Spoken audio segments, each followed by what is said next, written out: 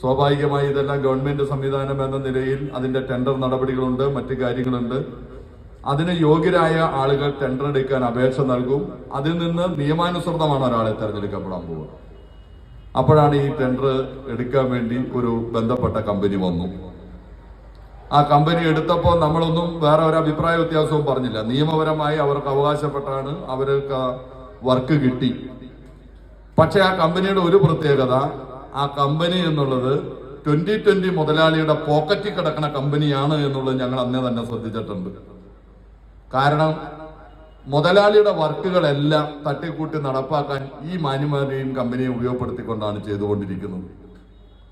എന്നാൽ രാജ്യത്തെ നിയമത്തിനെ അടിസ്ഥാനപ്പെടുത്തി സുതാര്യമായ ടെൻഡർ നടപടികളോടെ ഒരു വർക്ക് എടുത്തതിനെ നമുക്ക് നിയമപരമായി ഒന്നും ചോദ്യം ചെയ്യാൻ കഴിയില്ല. മുതലാളിയുടെ കയ്യിലെ പാവയായി കളിക്കുന്ന ഈ കമ്പനി പിന്നീട് ഈ വർക്കുമായി മുമ്പോട്ട് പോയി.